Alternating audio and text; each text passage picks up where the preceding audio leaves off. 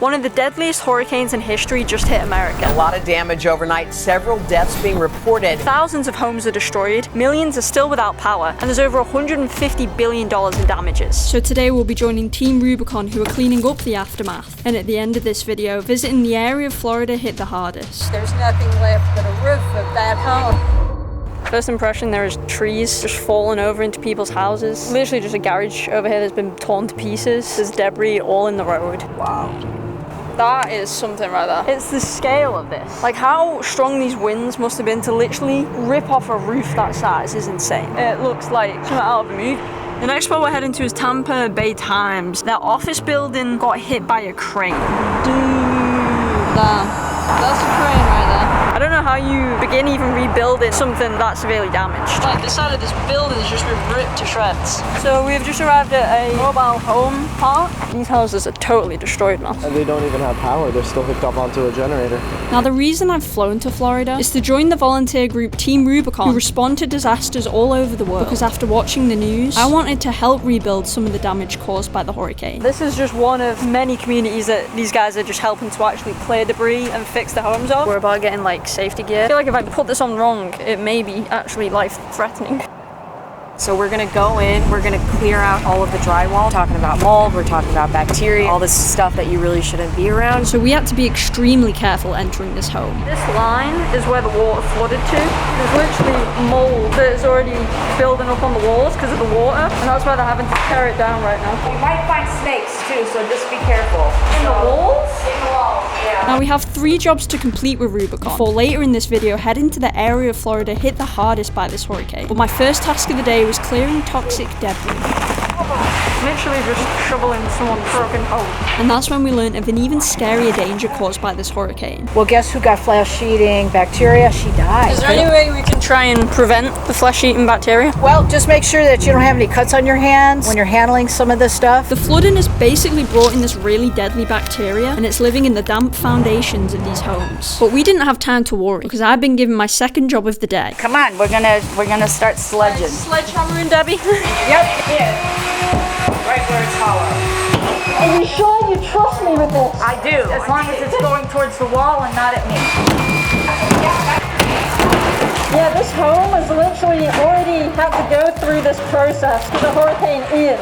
Oh, this is one tough wall, dude. So this is the second time they're having to do this. Oh, yeah, that's it. That is all the mold here. It's having to get removed. So Vera was telling us that this was someone's bedroom, and yeah, we're literally just sledgehammering through someone's home right now. This is like really serious. Like this is someone's livelihood that's been destroyed, so I don't want to make it some kind of entertainment show. This is like reality here. They haven't had hot water since it happened, so they moved to an Airbnb just last night and finally got a shower. Wow. You bring some happiness to somebody's life. That's what TR is all about. Where it's wet is where the flesh-eating bacteria is most likely to be living, what I'm holding right now. Now my final task before heading to the area of Florida with the most damage is removing a big fat heavy refrigerator stuck in this gaff. Oh, it just jumped out. And Ellie, we never open a refrigerator. You don't know how long it's been sitting there, right? It's an ugly situation if you try to open it. But we needed to cut it down to even fit it through the door. All you. Okay. Get it all the way in before you start it up. That's what she said! Oh my god. Dude, that's the strongest fridge I've ever seen in my life. All we had to do now was lift it out of the house. This is like one of many items Team Rubicon have to clear out of these homes that are like very difficult to maneuver.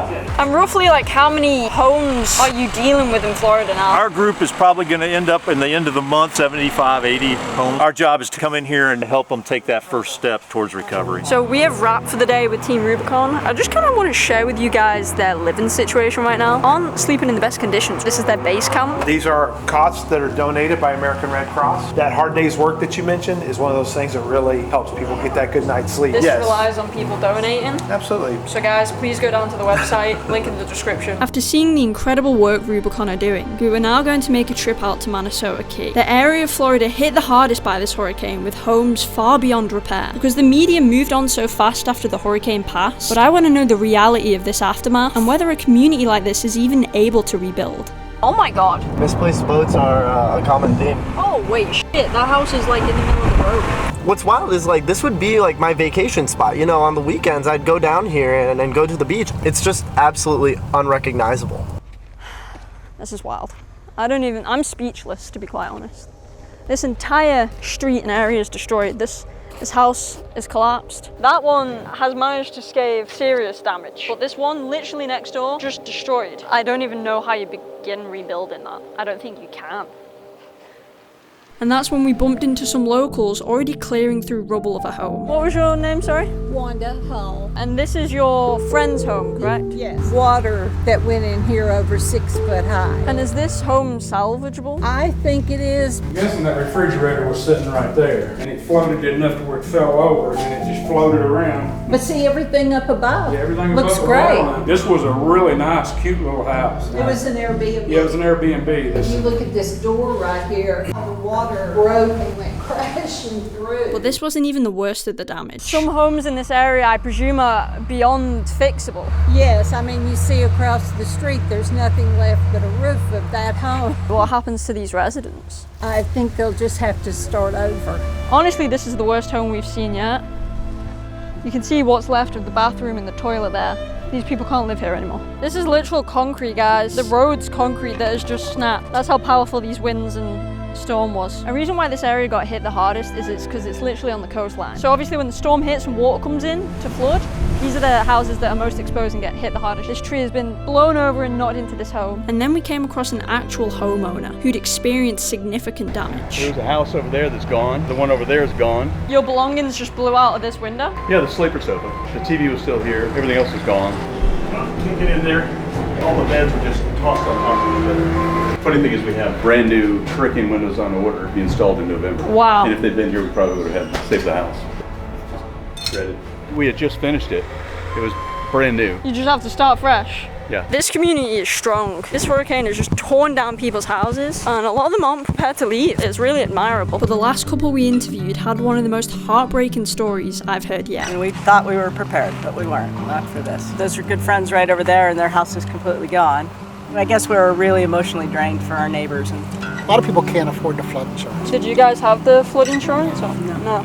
Has this event made you want to leave? As you can see, we have a lot invested in this house, so yeah. it's still a piece of paradise. What I would like to have happen, a tax break for us, I think that would be huge. I think it's amazing to me, the people that come by and just give you food. And yeah, that's been great. So the support from other people in the area kind of volunteering and just coming down here is really helping you guys? Absolutely, yeah. These communities have come together and are getting through this with each other. One of the most incredible things I've seen during this disaster. Please use the link in the description to donate whatever you can to Team Rubicon. They are out there every single day helping to rebuild these homes, and I'm personally going to be donating 20% of this video's profits to them as well. Please stay safe. I love you guys.